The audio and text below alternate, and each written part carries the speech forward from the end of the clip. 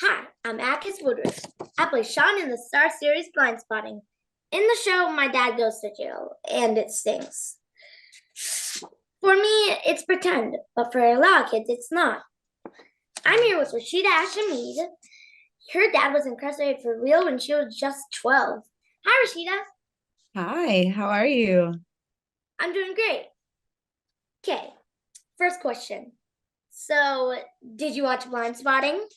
I did watch. Loved it. I love the show. Awesome. So, technically, second question. How'd I do?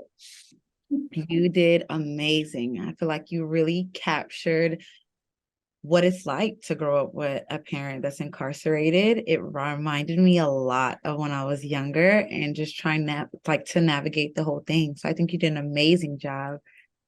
Thank you. Okay. In the movie or on TV, people who go to jail are the bad guys. But to Sean, his dad's a good guy, maybe even the best guy. I think that's confusing. What was that like for you? Yeah, I think that's the most confusing part. I think often when someone goes to jail or prison, we are conditioned to think that that makes them a bad person. But I think there's a lot of moving parts to that because there's things like 70% of the people that are incarcerated are there because they can't afford bail. In my case, my dad had a nonviolent offense, and that means it's normally should be a lesser sentence or a harsher punishment. But unfortunately, that's not the case. So I think for me, that was very disheartening to be ripped away from one of the closest people to me, my father. And I just think that my dad is definitely, in the courtroom was judged and labeled before his innocence was proven. So I think you're absolutely right in saying that's confusing, how often people mesh those two things and associate a person being a bad person according to, them going to jail. Yeah, that stinks. Hello. How are you? I'm good. Thank you so much for being here with us. My name is Jasmine Cephas Jones. I play Ashley on the show. I play Atticus's mother. One of the struggles that my character Ashley grapples with is figuring out how to be there for Sean through such an abrupt and radical change in both of their lives. Is there any advice you would give moms or anyone parenting through the incarceration of a child's guardian? Yes, often I feel like we try to protect kids, which is what we actually should do. But sometimes I think it's better to just have the onset conversation versus going years about, avoiding it. Be honest, don't hide kind of what's going on, and give kids an outlet. Like for me, poetry was my biggest outlet, and my mom very much so fostered that. And she's like, write a letter to your dad, write a poem about how your dad felt. And so very often, that's ultimately what I grew up and did. I write poetry and I talk about my dad's story, and I don't want my dad to feel forgotten. And so sometimes my dad feels invisible due to the time that we don't see each other, and he's not in the family pictures anymore. But like I mentioned, the Through a Daughter's Eyes was my poem that ultimately made my dad seen. And so that would be the advice that I would give. My character Sean was a little scared the first time he went to visit his dad. What were visits like for you? It's kind of hard to, I guess, put words to it. It's very emotionally draining, very heartbreaking because I watched, your episode, and it was a little bit different because we can't touch each other usually.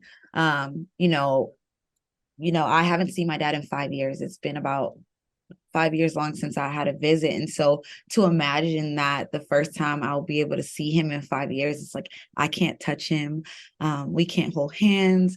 And if you try to, there's normally someone that kind of comes in and separates you. So I already kind of feel distant and separate from my dad for years. It's been about 15 years.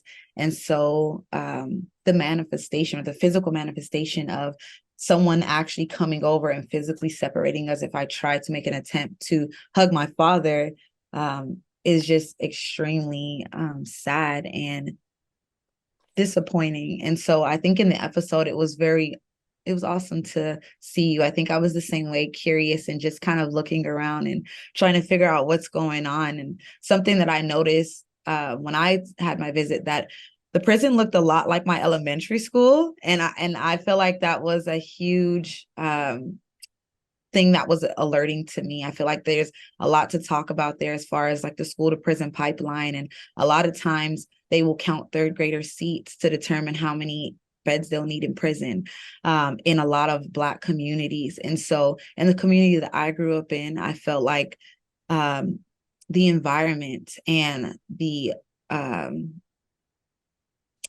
guess, the statistics and the crime rate and the pushing of arresting and police in my area, I think it speaks a lot to that, because sometimes you will end up in jail or prison based off of just being a certain skin color or, maybe a certain gender. So I think that all plays a role into, sometimes we're judged more harshly by the criminal justice system. And I think sometimes it feels intentional or targeted to people that look like me. Is there anything else you want our viewers to know?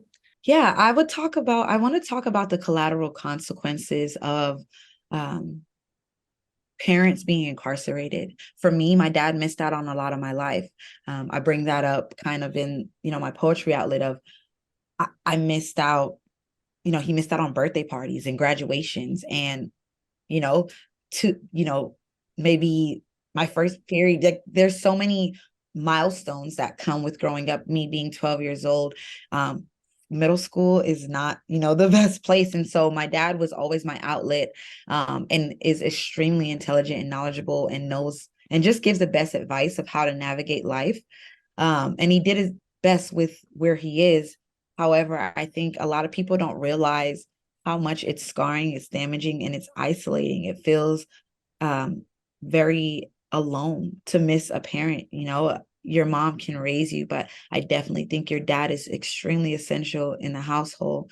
And so my personal journey is how I ultimately, try to make lemonade out of the lemons, is what the saying goes. I went to law school. I started writing spoken word poetry, and that was my way of, kind of doing something about my situation. And that's just encouragement to tell others at home, keep fighting. Don't, sometimes you're dealt a bad card in life, but I think sometimes that's used to propel you to impact other people's lives and, use your situation to inspire someone. Because I'm sure there's other kids like the show that kind of going through the same thing. And sometimes it feels like a show, but this is actually someone's reality. And so I found an outlet and I made the most of my experiences.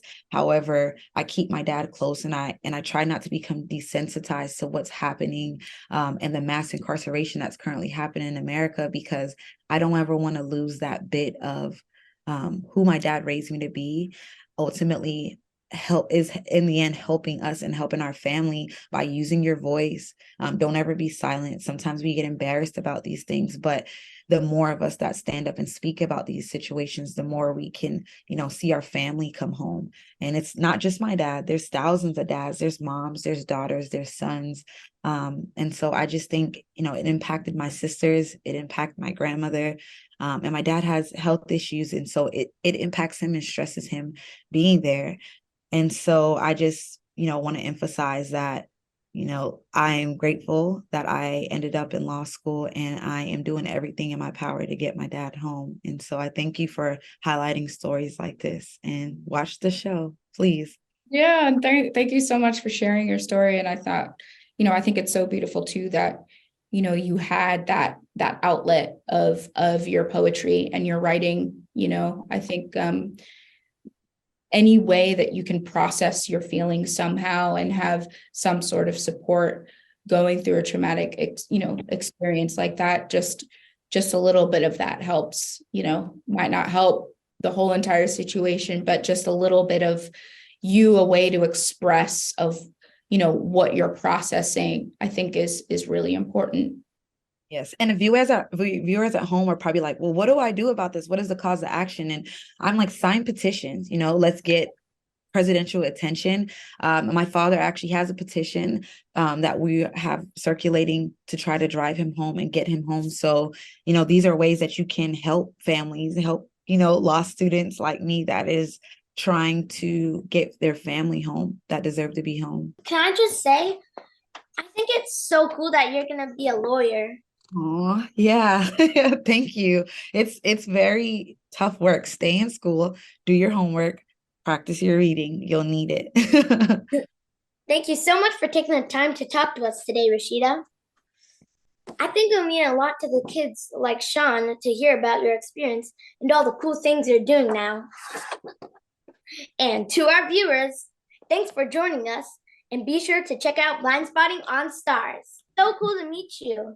It's so awesome to meet you. I literally was just watching this show, so this is so awesome. You do amazing. You're such a great actor. Keep it up. I can't wait to see you're going to be in so many more shows, cool shows and movies, and when you grow up. So I can't wait to see you in them and say, I know that little voice. So please keep going. I'm so proud of you. And now it gives me more purpose to watch it. I'm going to be emotional watching it now to know that I got the kind of personal touch from you all. So thank you for telling these kind of stories. It's so important.